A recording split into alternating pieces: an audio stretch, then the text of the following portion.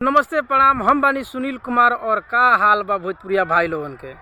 तो भाई लोगन आज एक के डेट में गंदा तो गाना बन रहल बा, ऐसन बात नहीं है।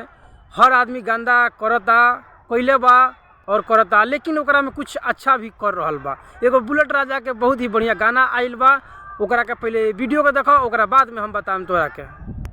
आज है करा संगे कल हो करा संगे छोड़ी हमरो के पट गइलू दोसरा संगे। आज है करा संगे कल हो करा संगे छोड़ी हमरो के पट गइलू दोसरा संगे।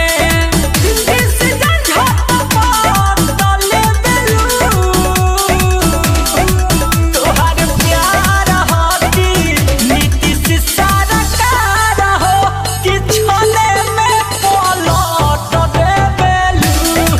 तोहार प्यार हाथी नीति से सारा कारा हो कि छोले में पलट दे बेलू।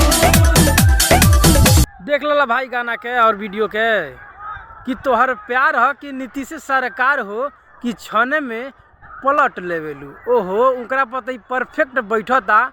लेकिन यह हवन बुलेट राजा जे बहुत ही अश्लील गाना दिले बनन, लेकिन खुशी तो यह बात के बाद कुछ अच्छा भी दिले बनन। ये गाना में कोनो शिकायत नहीं है।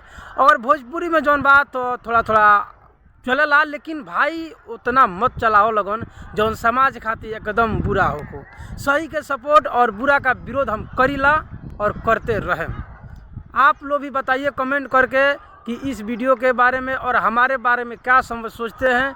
कमेंट करके बताइएगा और लाइक कीजिएगा, फॉलो करके अपने भाई का सपोर्ट कीजिए, ताकि मैं सही का सपोर्ट और बुरा का विरोध करता रहूं। धन्यवाद।